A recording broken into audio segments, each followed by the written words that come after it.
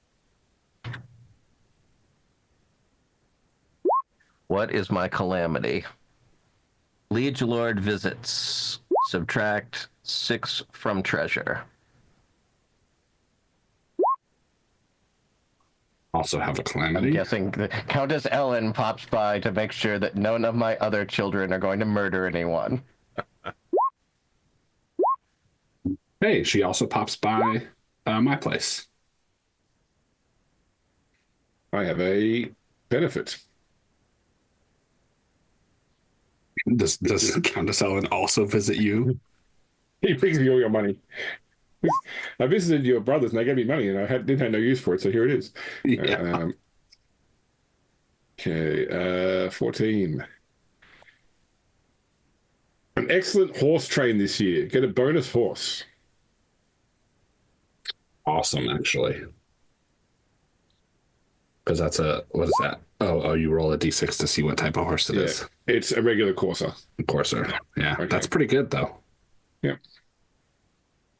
I will give it. I'm gonna gift the horse to Ellen to give to my heir. Nice. Yeah, because that gives you a chance of getting a Andalusian charger It does, yeah. If you roll a 6. Yeah. So benefit. All right. James is AC, playing the Game of Thrones, my friends. Are you ready to do the I did. I rolled a 15. 15 total? All right, so that's 14 for me. Yep. All of us, I think. Yep. All right. Concern my commoners. Fail. Holy crap, I succeeded.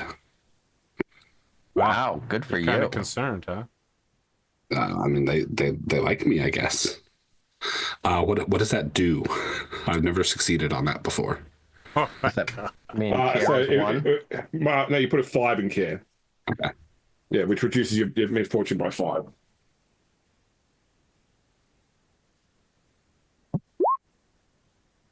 And that Oh, means you good check year. it, right? Or does it just go up? Yes, because it's a passion. The passion. Misfortune succeeded. That's never good.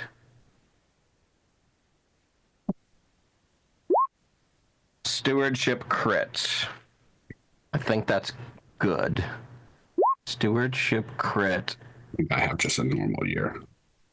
That Crit is versus success a is good. good year. Yeah, I had a good year too. So I made 17 Libra this year, which is a far cry from my 30 last year, but much better than my -10 the previous year. I made 27. I made 27 and a half. Oh, wait, I made 32 and a half with my mercenary payment. I'm living rich. AP, when you said all my guys get 2 Libra, that's theirs to keep. That doesn't Yes. come to me. Okay. Yeah, so I get 5 overall, and then they Yes. all get paid as well. Got it. Yeah, I am spending 10 Libra on generosity to peasants. Ooh, I'm just going to host all year parties in Shrewton.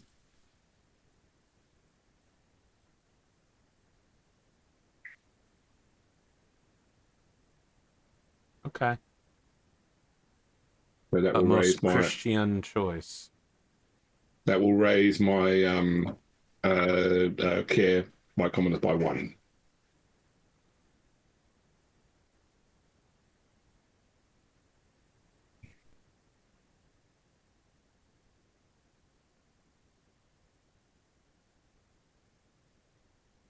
We're using the fortifications in Book of Manor as castles.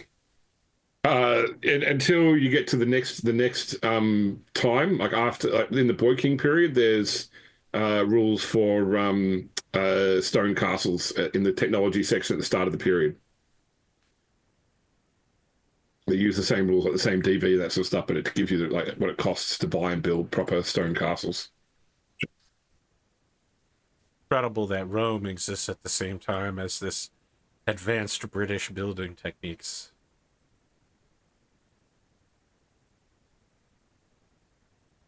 So I've done economic circumstances. So family roles. Anybody having Okay. kids this year? No, I am not. I'm a bit old for kids now. 36 AP. That hurt, James. I need you to know that you said many things that should be hurtful. That was the most hurtful thing you've ever said to me. Look, I personally What are had you, kids my after mother? 36. I'm just it was a different time back then. So what we're doing? Child dying. Yeah, child survival. Remind me, because I always forget how old do they have to be before they. When they are 15, you no longer 15. check. Yeah. Okay.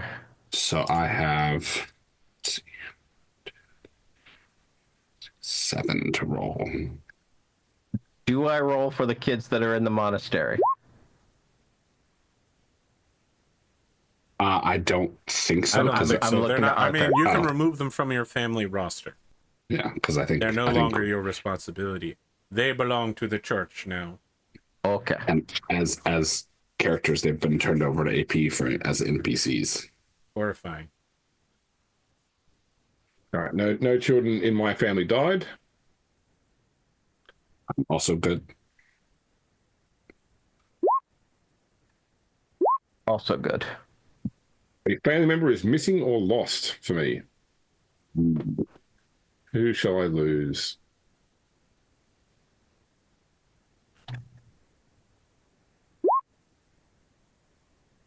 I also got missing or lost. Oh, I got a birth in the family. I am gonna going to have say kids. that my uncle Dagonet is missing or lost. Yeah, I'm going to take out my aunt, Brangwe, which is so she is the last member of that generation to disappear or die or be otherwise removed. I'm going to have Sir Maldwin have a child. Perhaps he's a little less malding.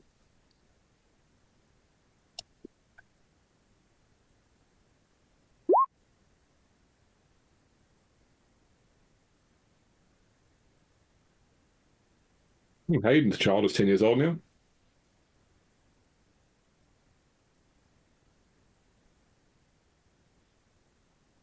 Okay. Have a look. What do I want to do skill-wise today?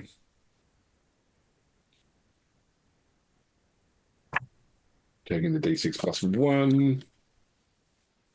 Luckily, dangerously. 4. I'll up my stewardship to 15. I am going to increase my intrigue.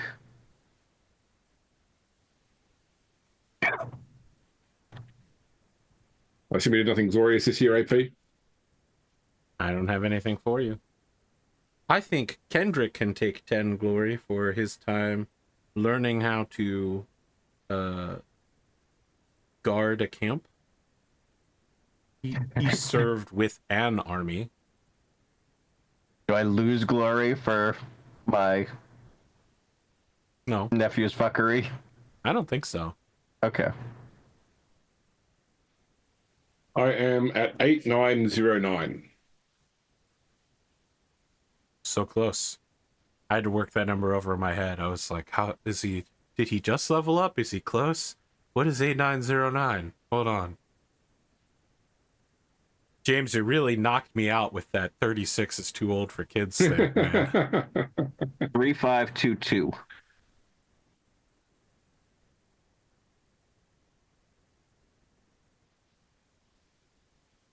Okay, this is a different time. My guy Lancelot with his 69 420 glory. My father was 41 when I was born. Yeah, my And mom was now- 40 when I was born. 8, 7, 28. Well, well, well. Gwgan still just ekes out another victory. Yep. Some say he's the second most glorious knight in all of Salisbury. Do we check for population growth? Didn't we have pre-population growth only a couple of years ago? Yes. Yeah, so you got to go 5 years with meager or better after a previous population growth before you can test again. Ah, okay. Yep. So 2 more years. Well, how did we all feel about this year? It definitely felt like many of the events were hyper-concentrated towards the end of the first hour. Oh, I do have one question, AP. Yes. So in Book of the Manor, there is a thing that you can do for logging. I was trying to do that in Silchestrian lands. It is a D3 plus 3 Libra, and then you roll a D20, and on a 16 or 20, you have logged all of the good trees on that manor. Ostensibly, it's for doing it on your own manor. Sure. Make the roll. You cause ruination. Make the roll. So I would like to do multiple I think you can do one. Okay. Make one. The roll. Sure.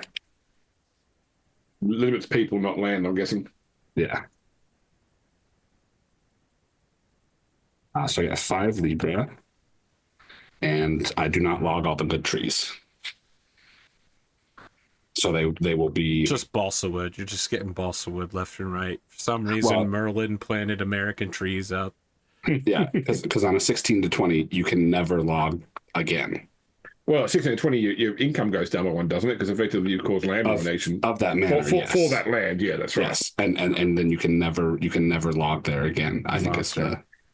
So, but it's fine. Nothing bad happens. I just get 5 extra Libra. Wow. It's a good thing that you're not trying to stay in the good graces of Ducal Fiest or anything. Listen, I'm providing him cash free rules night everything service. Around me. Cream, get the money. Dollar bill, y'all. Yeah, you're creating jobs because you Oh yes, job creator. That's the excuse that allows you to get away with anything. Yeah. Understood. Listen, it is by my sword arm that his western lands are kept safe. Are you fucking Boromir-ing me? yes, That's your go-to to explain how valiant your efforts are? Is the one member of the party who's obviously the traitor? All right. Wow. Did you just shit on Boromir? I did. He's a good man, but he's clearly the one who betrays the quest for the ring. Yeah, because his shithead father sent him instead of the right one. Don't put that all on the steward of Gondor. Faramir should have answered the call of God in his dreams, but he chose not to 3 times. Don't forget, but they cost 1 Libra to log too. Okay. Oh, he's spending money to make money. Classic behavior of a job creator. That's right. Are we good for next week? No. No. Very well, that happened fast. All right, audience, we'll see you whenever we see you then. Anything could happen at any time. Any closing thoughts without Spoon going? Also, one more. You Columboed me like 4 times today. Or I could, what is it? Jackie Chan Adventures or whatever, Uncle. One more thing, Jackie. So how old's your oldest heir, Spoon?